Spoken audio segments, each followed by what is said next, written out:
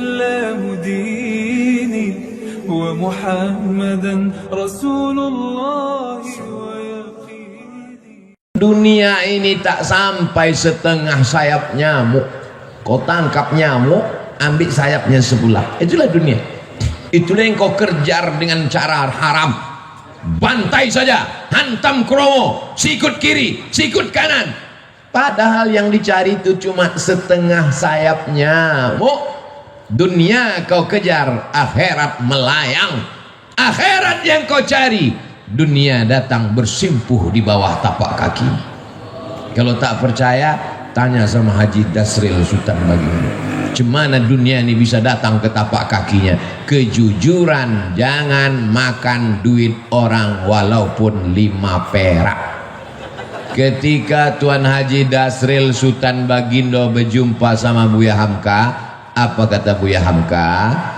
Bukalah rumah makan. Karena ketika orang sampai di rumah makan, yang pertama kali dikasih air minum. Rumah makan Haji Dasril, orang kalau pertama dikasih air minum, bukan macam rumah makan tempat lain, macam gurun Sahara leher tak dikasih air minum. Kasih air minum. Orang kalau dikasih air minum pasti dia menyebut nama Allah, Bismillah. Setelah kasih air minum, kasih dia makan. Setelah dia makan, pasti dia ucapkan Alhamdulillah, mengalir pahalanya. Hidup simple, rezeki datang dari Allah. Lapangkan leher orang, penuhkan lambung orang, dia bayar Alhamdulillah, tak dibayar na'udzubillah. Insya Allah rezeki melimpah ruah. Akhirnya dibukalah ini, muncullah begadang 5. Boleh tak begadang? Boleh kalau ada artinya. Begadang boleh saja kalau ada artinya, kata Bang Roma. Yang nggak percaya terlalu.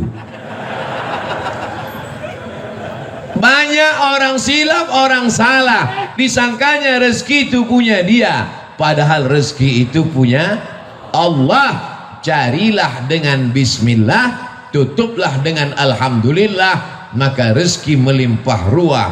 Haji Dasril Sultan Bagindo contohnya. Mau percaya alhamdulillah, nggak percaya bukti sudah ada. Saudara yang dimuliakan Allah SWT, orang dulu cari rezeki itu simple, mudah. Bangun pagi, sholat subuh, ke surau, ke masjid, ke langgar, ke musola, pulang ke rumah, sarapan, pergi ke kebun. Habis itu ngelihat sawah, ngelihat kebun, kemudian sholat zuhur berjamaah. Habis itu menjelang asar pulang ke rumah. Tetap bisa dengan kumpul keluarga, tetangga, sahabat, jiran, kawan. Malamnya bisa wirid yasin, sorenya bisa datang, ada acara tahlilan bisa kumpul, silaturahim tersambung, meninggalnya husnul khotimah. Orang sekarang berangkat sebelum ayam berkokok. Ayam belum bangun, dia udah bangun. Pulangnya ayam sudah tidur, dia baru pulang. Tidak pernah jumpa tetangga, tidak pernah jumpa anak, tidak pernah jumpa kawan, tidak pernah silaturahim, semuanya online. Tapi penyakitnya offline. Pergi pagi, pulang petang, peras keringat, banting tulang, tunggang langgang, luntang lantung, sholat tinggal, puasa tinggal, silaturahim tidak, rezeki tak dapat, penyakit datang. Itu kan yang terjadi pada masyarakat sekarang. Ke masjid tak pernah, yang dicari rezeki, bolak-balik kemana-mana cari duit. Setelah duit dapat, bulat-bulat diserahkan ke dokter spesialis. Dapat duit 1 koper, dimakan tak bisa. Mau makan nasi diabetes, mau makan gulai kambing kolesterol. Apalagi sempat menikmati hidup? Tak sempat. Orang dulu hidup sederhana, rezeki luar biasa, barokah mengalir sampai mati, sempat pula membangun surau dan musola. Hari ini kita sedang belajar bagaimana mau maknai hidup. Berangkat pagi kena macetnya 2 jam, pulang sore macetnya 3 jam, sampai di rumah sudah teler, sholat tinggal, puasa diqadha di hari tua sudah kena mah akut usus dipotong. Apalagi nikmat hidup, tinggal sakaratul maut, mati. Tapi begitu hidup mengurut aturan ulama, bukalah rumah makan, kasih orang minum, kasih orang makan, rezeki melimpah ruah. Tapi kalau ada hutang 555 perak, yang 5 perak mesti dibayar. Pesan Buya Hamka, 555 perak utang engkau kepada non muslim, yang 5 perak mesti kau bayar. Kenapa? Karena kalau tak kau bayar, kau akan cari dia di akhirat. Kemana kau mau mencari dia? Itu dipegang oleh Haji Dasril Sultan Bagindo sampai umur 79 tahun. Amanah, jujur, kata orang sekarang, berintegrasi, berintegritet, berjujur, amanah. 5 perak guys, 5 perak, 555 perak. Adik-adik sekarang yang muda-muda masih sempat nengok duit limper? Nggak pernah. Yang senyum berarti udah tua. Saya masih sempat beli bonbon limper 5 perak, gambar burung. Duitnya itu tidak terlalu terang. Kalau duit 100 terang dia.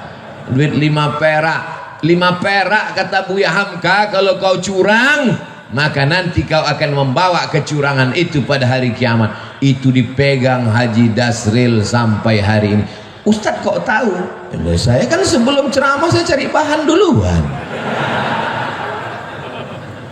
Saya ngobrol-ngobrol terus maka saya kalau ketemu sama orang, banyak orang kalau ngobrol sama saya, Ustadz ternyata kalau di luar mimbar Ustadz pendiam ya. Ngapain saya ngobrol? Saya ngomongnya di pas ceramah aja. Pas nggak ceramah masa saya ceramah juga? Kalau ada orang ngomong saya dengar. Oh, perjalanan hidup yang luar biasa. Oleh sebab itu maka buah dari yang kita lihat sekarang ini adalah buah dari kejujuran. 5 perak mesti kau balikkan. Ini kadang kita dikasih orang belanja, nih 100.000, beli nasi bungkus 1 harga 15.000, 85.000 halal. Tak dibalikkan, balikkan. Ingat pesan Buya Hamka ke Haji Dasril, 5 perak. Kenapa tak kau balikkan 5 perak? Alah sikit aja kok. Gara-gara 5 perak itulah kita masuk neraka jahanam. Malunya. Kenapa dia masuk neraka? Korupsi 5 miliar. Bangga kan? Kenapa masuk neraka? Karena menggelapkan APBN. Keren kan? Kenapa masuk neraka? Karena 5 perak. Nerakanya sama pula tuh. Bukan neraka 5 miliar sama 5 perak lain. Yang 5 perak nerakanya 25 derajat Celcius. Mendidih juga otak kepalamu. Diletakkan batu kerikil di tapak kaki, mendidih otak. Yablugh ka'baihi, sampai ke mata kaki. Yaghli biha dimaghuhu, mendidih otak di kepala. Allahumma ajirna minan nar, Allahumma ajirna minan nar, Allahumma ajirna minan nar. Dosa kepada Allah bisa ditebus dengan istighfar, tapi dosa hutang kepada manusia bisa? Gak bisa. Pergi kau ke Makkah nanti setelah habis Covid, menangis di pintu Ka'bah, maafkan ya Allah, 5 perak. Habis tisu setengah kotak, bisa lunas yang 5 perak. Maka aku sampaikan pada jamaah, bayarlah hutang pada tempatnya. Ustaz nyindir nih? Enggak, saya cuma ngasih tahu supaya jangan sampai kita mati su'ul. khatimah. Orang yang doanya tidak dikabulkan Allah, tak diterima Allah. Mengapa doanya tak dikabulkan Allah? Mat'amuhu haram, makan haram. Masrabuhu haram, minumannya haram. Malbasuhu haram, pakaiannya haram. Kenapa? Gara-gara memakan duit orang. Ajarkan anak-anak kita jujur, ajarkan anak-anak kita berkarakter, jangan sampai dia makan. Kenapa? Apa masalah? Orang itu kesilau di luar. Itu tak masuk surga kan? Tembakkan orang itu jendela.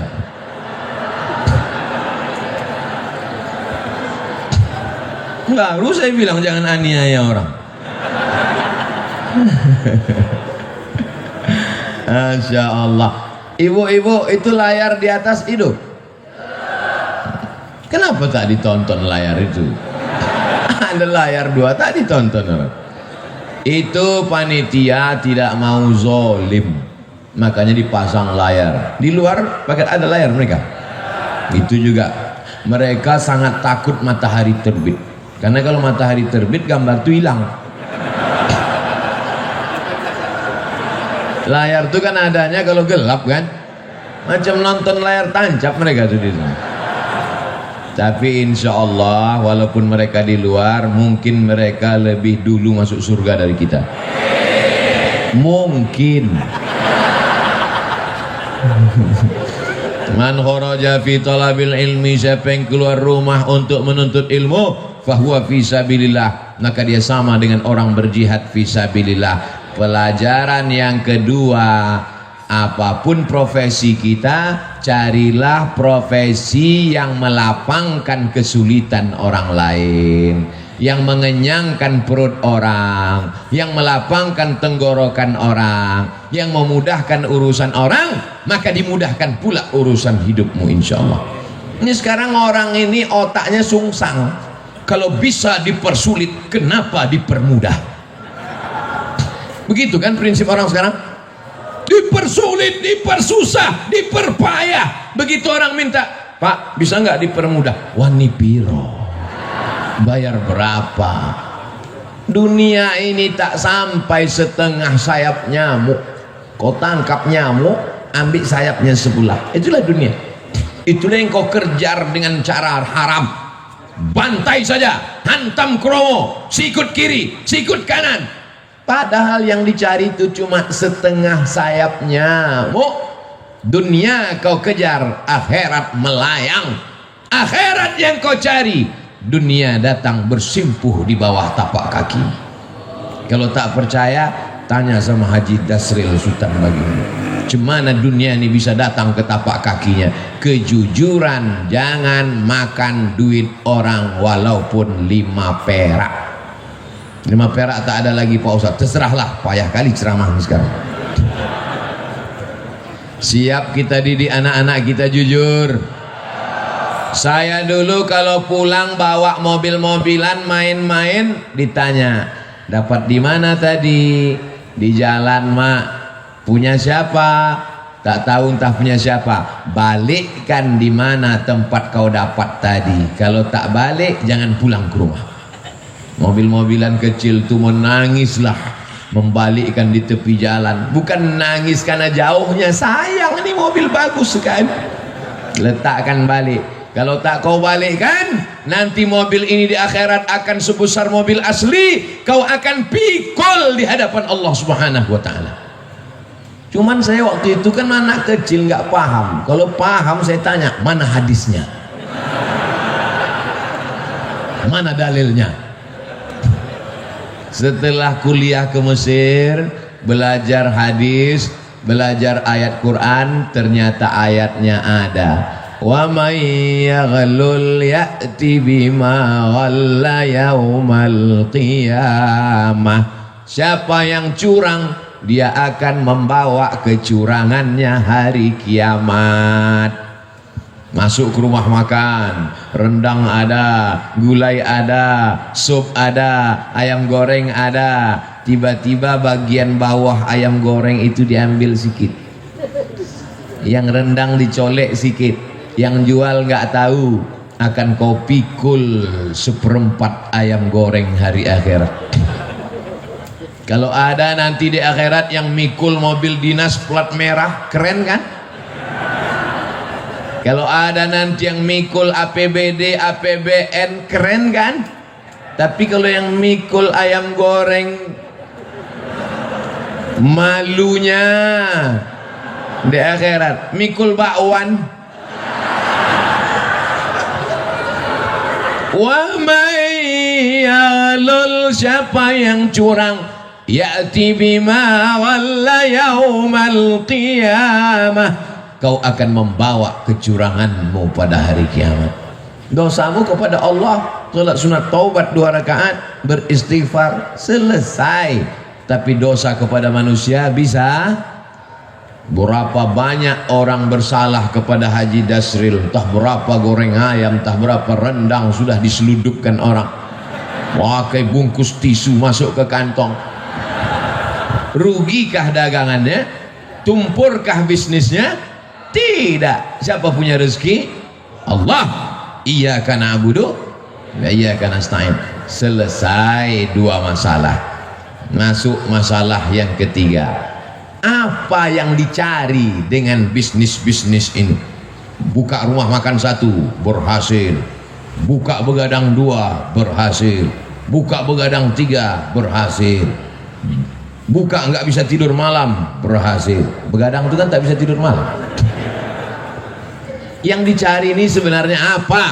Dunia ini kalau dikejar macam menelan air garam, makin ditelan makin haus, makin ditelan makin terbakar. Laukana libni Adam wadiyan min zahab, seandainya manusia itu punya satu lembah dari emas, ada gunung, ada bukit, ada emas, apakah dia akan berkata cukup 1?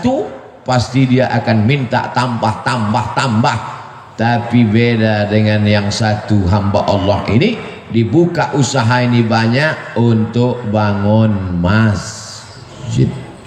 Dibuka usaha ini banyak. Ustadz Abdul Somad, ini ada tanah 2,5 hektar, sudah dibangun kelasnya lebih 30, sudah dibangun kantornya, musola masjidnya 60-70% siap. Ambillah Ustadz Somad. Ustadz Somad takut nanti kalau Ustadz Somad ambil ini berarti mesti tinggal di sini, harus buka cabang di sini. Haji, saya kemari dalam setahun cuma 3 kali saja, karena saya ada tim 14 dari Sabang sampai Papua, Brunei Darussalam, Sarawak, Malaysia, dan dunia ini semuanya. Sebenarnya saya mau ngasih tahu ini bukan Ustadz kaleng-kaleng, itu aja. Jadi saya sudah bagi 14 tim ini, berarti saya gilir setiap 4 bulan sekali saya datang ke Medan, 4 bulan sekali, ke Kepulauan Riau 4 bulan sekali, ke Sulawesi Makassar 4 bulan sekali. Setahun berarti 3 kali. Begitu juga ke Lampung. Nanti kalau ku terima ini haji yang 2 hektar ini, ku bilang aku ambil, tiba-tiba aku tidak datang, kalian sumpah mati tegak aku nanti. Buat saja namaku di situ penasehat. Supaya apa? Supaya jangan dibilang orang siapa itu? Itu Ustadz Somad yang penipu itu. Sudah diambilnya 2,5 hektar sama kelas-kelasnya sudah diwakafkan untuk dia, tiba-tiba tak datang dia, disuruhnya pula orang lain datang. Jangan masukkan saya ke yayasan. Yayasan itu ada 5, ada pembina, ada pengawas, ada ketua, ada sekretaris, ada bendahara. Jangan masuk saya ke dalam struktural. Penasehat Profesor Dr. Abdul Somad, LC, MA, PhD, Datuk Sri Ulama Setia Negara, Kaijaga Mangkurilaga. Panjang situ. Nanti kalau aku datang kemari setiap 4 bulan, kumpulkan guru-guru ini, kumpulkan orang yayasan ini, baru kita nasihati mereka. Bagaimana supaya anak-anak ini hafal Quran? Bagaimana supaya wali murid ini masukkan anaknya? Bagaimana supaya anak muda ini selamat dari narkoba, selamat dari zina? Maka kita nanti berkawan di dunia, bertetangga kita di surga insyaallah haji. Karena kalau sampai ku ambil 2 hektar ini harganya 1 meter berjuta bermiliar, datang jahat otakku nanti, datang khianatku nanti. Aku ingin jangan sampai kita rusak hubungan gara-gara harta dan materi. Buatlah yayasan, masukkan dia dalam wakaf. Karena kalau sudah dibuat yayasan, la yuhabu, tak bisa dihibahkan ke orang lain, wala yurasu, tak bisa diwariskan, wala yuba'u, tak bisa dijual belikan, kekal abadi sampai hari kiamat, mengalir pahalanya ke makam kita haji. Nanti anak-anak itu akan baca Quran haji. Anak-anak itu malam nanti akan tahajud di masjid itu. Pagi-pagi mereka akan belajar, maka pahalanya mengalir ke makam kita haji. Itulah yang mau kita cari di dunia ini. Lapang makamku, terang kuburku, lapang pula makammu. Adapun makam jamaah ini kita belum tahu. Kalau makam kami dah selesai, makam jamaah uruslah masing-masing. Masa kami juga yang ngurus makam? Jadi banyak orang sekarang yang dipersiapkannya rumah menjelang pensiun. Alhamdulillah Pak Ustadz, saya pensiun 2 bulan lagi, tapi 100 pintu kos-kosan sudah siap. Mohon Ustadz nanti tanda tangan prasastinya ya. Padahal niatnya dalam hati mau manas-manasi saya aja. Disangkanya saya tergoda. Wih, saya tidak tergoda dengan itu. Karena belum tentu kita sampai pensiun malaikat maut datang. Tapi ketika yang dibangun masjid, yang diwakafkan pesantren tahfiz Quran, itulah yang membuat saya cemburu luar biasa. La hasada illa fisnataini, tak boleh cemburu hasad kecuali pada 2 perkara. Yang pertama, rajulun atahullahu malan, ada orang yang dikasih Allah harta, dipakainya harta itu pagi, siang dan malam untuk menolong agama Allah. Itulah yang mesti kita cemburu. Adapun orang yang jadi pejabat tinggi paling lama 2 periode, itu pun kalau tak datang KPK. Adapun orang kaya karena mengejar dunia, tak perlu kita cemburu, karena rumahnya tinggal, mobilnya tinggal. Tapi kalau orang bangun masjid, masjidnya tinggal, pahalanya mengalir. Ustadz Somad, itu ada orang kaya Pak Ustadz, kondominiumnya 100 lantai ke atas, 100 lantai pula ke bawah. Di lantai bawah tuh Pak Ustadz, air semua, macam tinggal di akuarium Pak Ustadz. Saya tidak terpukau, saya tak cemburu sedikit pun, karena yang 200 lantai itu kalau dia mati tinggal. Tapi kalau dia bangun 2 hektar dengan 30 sekian kelas, dengan surau langgar musola, dengan penghafal Quran, anak hafal Quran 1 hari ngulang hafalan 2 juz, 1 bulan hatam 2 kali, setahun hatam 24 kali, anak yatim diberikan gratis. Itulah yang kita cemburu, karena kita belum bisa melakukan itu. Betul? Tapi Abdul Somad dimuliakan, dibuat penasehat Abdul Somad, selesai, dapat saya amal jariahnya.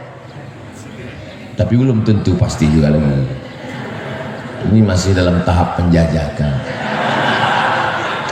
Saudaraku yang dimuliakan Allah Subhanahu wa taala, wa ta'awanu 'alal birri wat taqwa. Tolong menolonglah kamu dalam kebaikan. Ini pelajaran untuk anak-anak muda. Cita-cita kalian mesti tinggi macam cita-cita Haji Dasril Sultan Baginda. Ini sekarang anak muda nih, gimana rencananya ke depan? Ya udah mau siap S1 Pak Ustadz. Habis ini kau mau jadi apa? Ya mau ikut tes PNS lah Pak Ustadz. Kau PNS mana bisa bangun masjid? Gaji 2,5 juta sebulan, semua kredit. Bangun rumah 3M, 3 kali minjam. Gimana kau mau bangun masjid? Sementara laut di Lampung luas, kolam-kolam ikan entrepreneur bisa, jadilah anak muda entrepreneurship sehingga nanti kau bisa bangun sekolah tahfiz gratis. Cita-citanya mesti begitu. Buka usaha berhasil, buka satu lagi usaha berhasil, buka lagi satu usaha berhasil. Kemarin kami di Pringsewu itu juga meresmikan pesantren anak muda entrepreneur, lahir tahun 80. Baru berapa tahun umurnya? Baru 40 tahun. Entrepreneur. Jadi kalau cerita entrepreneur, usahawan, bisnismen, Lampung ini tempatnya. Saya sudah ketemu orangnya. Ini makhluk-makhluk yang unik, ini mesti dibudidayakan. Ini makhluk-makhluk yang hampir langka ini. Mereka ini satu spesies dengan dinosaurus. Mudah-mudahan ilmu-ilmu mereka ini menular ke anak-anak muda di Lampung. Ini banyak anak muda ini tidak punya kreativitas, pergi kuliah pakai motor, knalpot disunat, pas lambat kiriman stres, passwordnya 3 huruf, mak minta duit.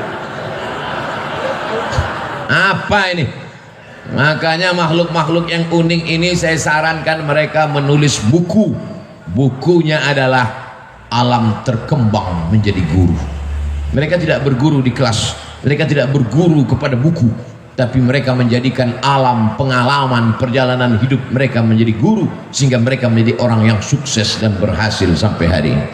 Untuk menjadi sebuah sebatang sekuntum bunga, dia mesti bertunas, dia mesti berbatang, dia mesti bercabang, mesti selamat dari hawa, mesti selamat dari wereng, mesti dijaga akarnya, mesti disiram, barulah menjadi sekuntum bunga, bukan bunga plastik.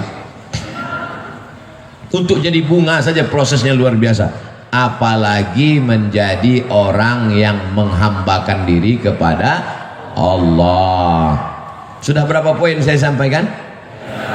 Pertama, dekat dengan ulama.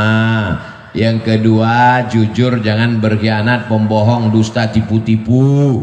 Yang ketiga, cita-cita jangan mengejar dunia, tapi bangun masjid, menyebarkan pendidikan Islam, Allah akan tolong. Yakin dengan pertolongan Allah? Innaka la tukhliful. Yang terakhir, yang keempat, jangan Ini sekarang orang baru punya duit sikit aja sombong minta ampun. Ini Pak Ustadz, sepatu saya ini harganya 20 juta Pak Ustadz. Yang nanya siapa? Siapa yang nanya?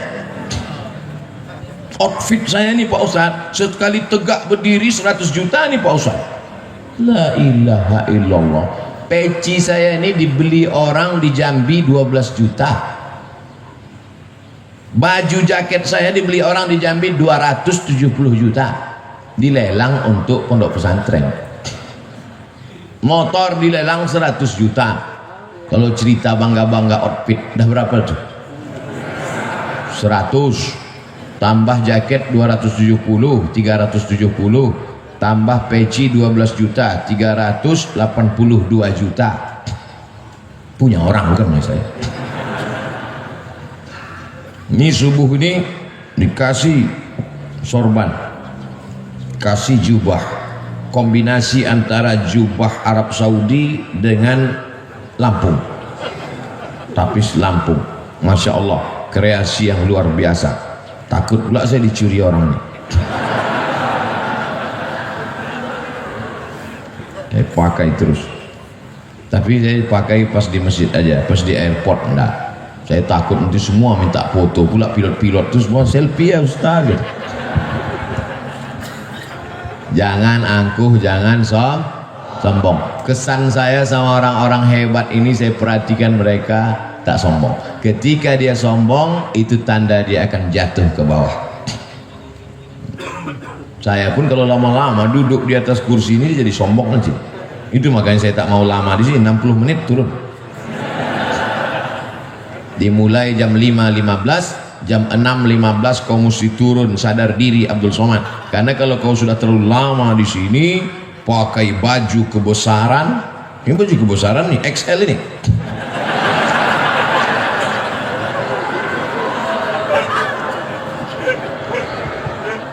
pakai baju kebesaran, dikasih mikrofon, suara menggelegar, duduk di atas, semua orang di bawah, lama-lama merasa jadi Fir'aun. Oleh sebab itu, setiap 60 menit kau turun ke bawah, balik ke asal, bahwa kau bukan apa-apa dan bukan siapa-siapa. Tu'izzu man tasha, Allah menaikkan siapa yang dia kehendaki, wa tudhillu man tasha, Allah menurunkan siapa yang dia kehendaki. Ada yang rendah hati turun ke bawah dinaikkan Allah, ada yang naik ke atas hampir ke awan akan diturunkan Allah. Percaya tak percaya, mereka yang di atas ini pasti akan turun untuk sarapan pagi. Betul. Masya Allah, tabarakallah. Masjid mengajarkan kita tentang tawadhu, rendah hati. Siapapun orangnya, kalau sudah sampai masuk ke masjid ini, dia mesti menempelkan keningnya ke lantai, ke tempat bawah tapak kaki. Adakah yang lebih rendah dari tapak kaki? Lantai ini lebih bawah tapak kaki. Mana ada orang melangkah di atas tapak kaki? Lantai ini ditempelkan kening ke lantai. Mentang-mentang Haji Dasril yang bangun masjid, tiba-tiba pas sujud, Haji Dasril enggak sujud ke lantai. Kalian aja, aku yang punya masjid sujudnya ke tiang. Nggak bisa. Semuanya menempelkan kening ke lantai, dan ketika kening menempel ke lantai, saat itu kau rendahkan dirimu dan kau katakan Subhana Rabbiyal. Kalau kau menyelamatkan dirimu dari angkuh dan sombong, Allah akan menyelamatkanmu. Ada orang yang lapar, selamat. Ada orang yang haus, selamat. Ada suami-suami yang datang urusan dari Jakarta mau bisnis ke Lampung, selamat atau tidak? Selamat. Tinggal di mana sekarang? Di hotel. Hotel apa? Hotel Syariah Nusantara. Tenang istrinya kan? Karena dia tahu hotel syariah tertulis di belakang pintu, yang tidak bawa surat nikah tidak dibenarkan masuk. Gimana sekarang? Hotel syariah. Habis itu dia pergi ke konvensional.